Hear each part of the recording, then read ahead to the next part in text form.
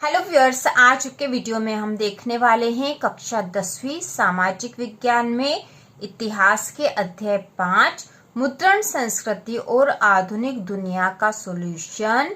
और यह हम आपकी रेमेडियल बुक मतलब निदानात्मक पुस्तक जो है सामाजिक विज्ञान की उसमें से हल कर रहे हैं।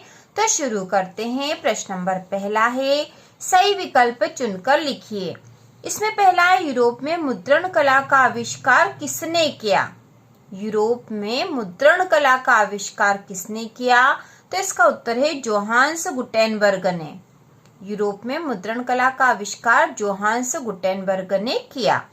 इसके बाद दूसरा है, यूरोप में मुद्रण क्रांति ने किस आंदोलन को बल दिया।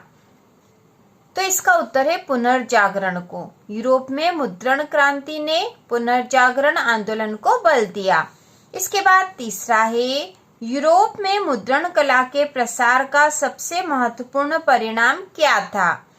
तो यूरोप में मुद्रण कला के प्रसार का सबसे महत्वपूर्ण परिणाम था अधिक किताबों का निर्माण, ज्ञान का प्रसार और धार्मिक सुधार। तो यहाँ उत्तर है उपरोक्त सभी, मतलब ये तीनों ही सही है।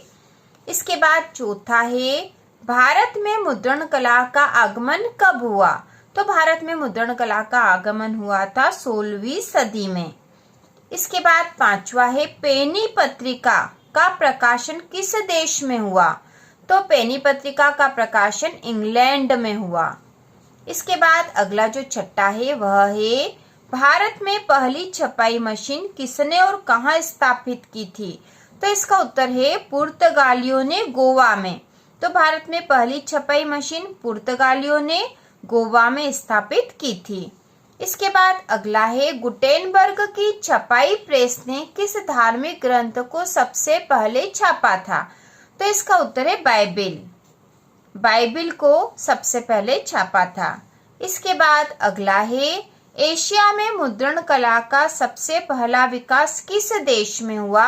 तो यह हुआ था चीन में। तो इसका उत्तर आएगा चीन। और इसके बाद वाला है, यूरोप में छपाई कला के विकास का किस पर सबसे बड़ा प्रभाव पड़ा। तो यह प्रभाव सबसे अधिक पड़ा था शिक्षा पर। इसके बाद अगला 10वां है, मुद्रण कला के विकास के साथ किस प्रकार की किताबों का प्रसार सबसे तेजी से हुआ। तो धार्मिक किताबों का प्रसार सबसे तेजी से हुआ था। तो यह उत्तर होगा इसका। इसके बाद 11वां है, पहली छपी हुई बाइबिल को किस नाम से जाना जाता है। तो पहली छपी हुई जो बाइबिल है उसे गुटेनबर्ग बाइबिल के नाम से जाना जाता है। इसके बाद अगला है, द टेम्पल ऑफ गॉड नामक पुस्तक किसने लिखी थी। तो यह पुस्तक लिखी थी रिचर्ड ब्रदर ने। इसके बाद अगला है, भारत में सबसे पहला मुद्रण प्रेस कहाँ स्थापित किया गया था। तो भारत में सबसे पहला मुद्रण प्रेस गोवा में स्थापित किया गया था। इसका उत्तर होगा गोवा। इसके बाद है, इंडेक्स ऑफ प्रोहिबिटेड बुक्स किसने जारी किया था। तो ये जारी किया था कैथोलिक चर्च ने। अगला 15वां वैकल्पिक प्रश्न है, मार्टिन लूथर ने मुद्रण कला का प्रयोग किसके लिए किया। तो उन्होंने इस कला का प्रयोग किया था धार्मिक सुधारों के प्रचार के लिए। तो इस प्रकार से हमने वैकल्पिक प्रश्न कर लिए हैं। इसके बाद जो अगला प्रश्न है, रिक्त स्थानों की पूर्ति कीजिए। तो रिक्त स्थानों की पूर्ति कीजिए में जो पहला क्वेश्चन है वह है, मुद्रण की शुरुआत ने दुनिया में जानकारी के प्रसार में क्रांति ला दी। तो यहाँ पे आएगा प्रिंटिंग प्रेस।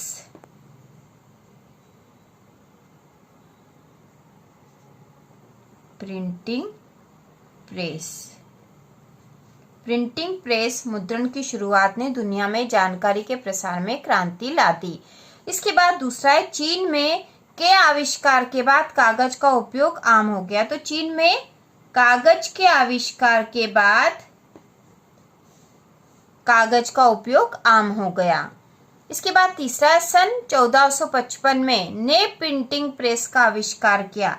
तो प्रिंटिंग प्रेस का आविष्कार जोहान्स गुटेनबर्ग ने किया था। तो हम यहाँ लिख देंगे जोहान्स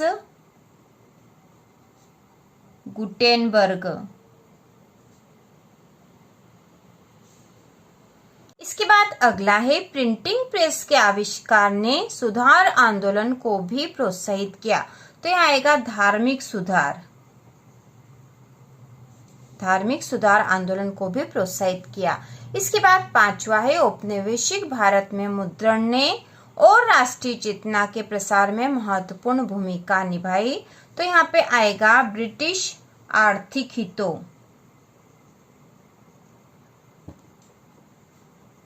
ब्रिटिश आर्थिक हितों और राष्ट्रीय चेतना के प्रसार में महत्वपूर्ण भूमिका निभाई। इसके बाद जो अगला प्रश्न है, प्रश्न नंबर 3, निम्नलिखित प्रश्नों के उत्तर सत्य असत्य में दीजिए। तो इसमें जो पहला है, जोहान्स गुटेनबर्ग ने यूरोप में पहली छपाई प्रेस का आविष्कार किया। तो यह कथन सत्य है। इसके बाद दूसरा है, भारत में मुद्रण प्रेस का सबसे पहला उपयोग धार्मिक पुस्तकों को छापने के लिए नहीं किया गया था। तो यह कथन असत्य है। ठीक है, यहाँ पे हमें लिखना पड़ेगा असत्य, क्योंकि असत्य कथन है। इसके बाद तीसरा है, यूरोप में मुद्रण क्रांति का मुख्य परिणाम केवल शिक्षा के क्षेत्र में ही देखा गया। तो यह कथन भी असत्य है। तो यहाँ हम उत्तर में लिख देंगे असत्य। ठीक है, असत्य हमें यहाँ लिखना है। इसके बाद चौथा है, मार्टिन लूथर ने अपने विचारों का प्रसार मुद्रित पुस्तकों के माध्यम से किया। तो यह कथन सत्य है। इसके बाद पांचवा है, पेनी प्रेस का उपयोग यूरोप में समाचार पत्रों और पत्रिकाओं को सस्ते दरों पर वितरित करने के लिए किया गया। तो यह कथन सत्य है।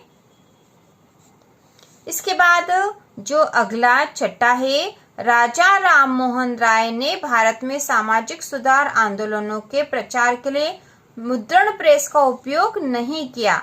तो यह कथन असत्य है, क्योंकि उन्होंने मुद्रण प्रेस का उपयोग किया था। तो यहाँ हम लिख देंगे असत्य। तो इस प्रकार हमने सत्य असत्य वाले क्वेश्चन कर लिए। प्रश्न नंबर जो चौथा है, वह सही जोड़ी बनाइए। तो इसमें खंड क में है, चीन, केसरी पत्रिका, राजा Ram Mohan Roy, index of prohibited books और पेनी प्रेस। खंड ख में है, लकड़ी के ब्लॉकों द्वारा छपाई एक पेंसिया पत्रिकाएं, बाल गंगाधर तिलक, धार्मिक सुधारों के प्रचारक और कैथोलिक चर्च द्वारा जारी प्रतिबंधित पुस्तकों की सूची।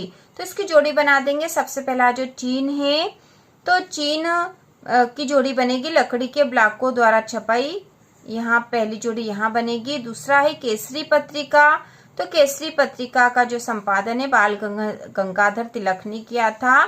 तो यहाँ पर इसकी जोड़ी यहाँ बनेगी। तीसरे नंबर पे राजा राम मोहन राय, जो कि धार्मिक सुधारों के प्रचारक थे। तो तीसरे की जोड़ी यहाँ बनेगी। चौथे नंबर पे है index of prohibited books, Catholic church द्वारा जारी प्रतिबंधित पुस्तकों की सूची है यह। तो चौथे नंबर की जोड़ी यहाँ होगी। और पांचवें नंबर पे पेनी प्रेस, यह एक पेंसिया पत्रिका है। तो पांचवें नंबर की जोड़ी यहाँ बनेगी। तो इस प्रकार से जोड़ियां हम बनाएंगे। इसके बाद सही जोड़ी जो सेकंड वाली है, उसमें लिखा है रश सुंदरी देवी, राम चड्डा, ज्योतिबा फूले और लक्ष्मीनाथ बेजबरुआ।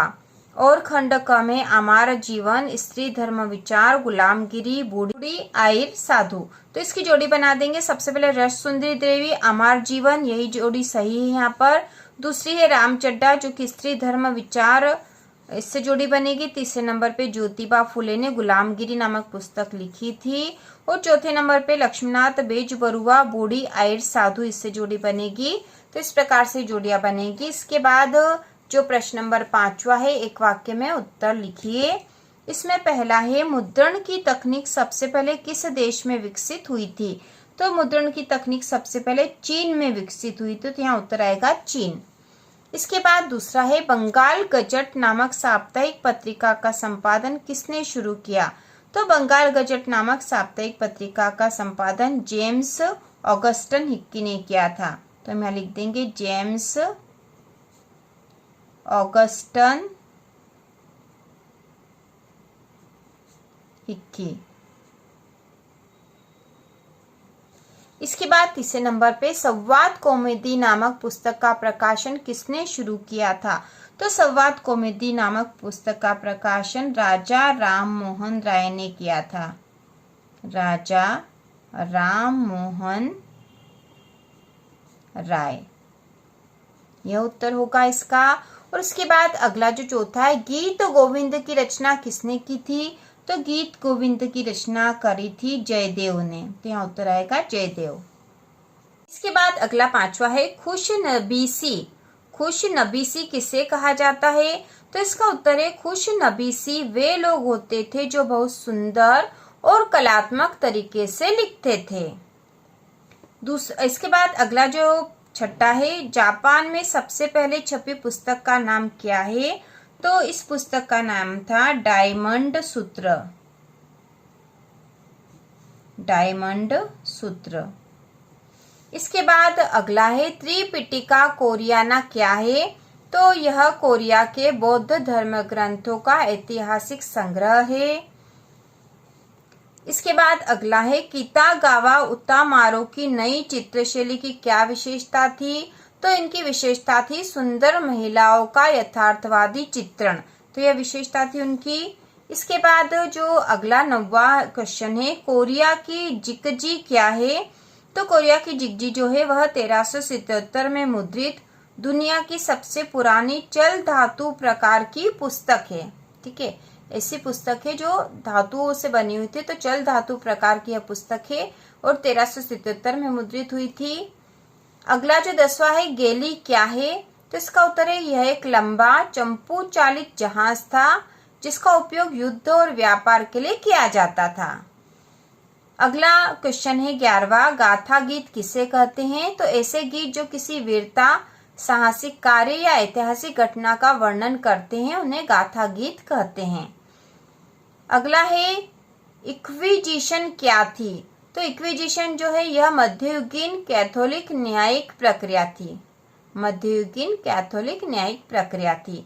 इसके बाद है लुई सेबेस्टियन मर्सिये ने छापे खाने के संबंध में क्या कहा? तो उन्होंने कहा था छापे खाने के लिए कि छापा खाना जो है वह प्रगति का एक शक्तिशाली साधन, ठीक है, प्रगति का एक शक्तिशाली साधन है। यह छापे खाने के बारे में उन्होंने कहा था। इसके बाद जो अगला है उलमा किसे कहते हैं? तो उलमा इस्लाम धर्म के विद्वान होते हैं जो इस्लामी सिद्धांत और कानून के विशेषज्ञ होते हैं।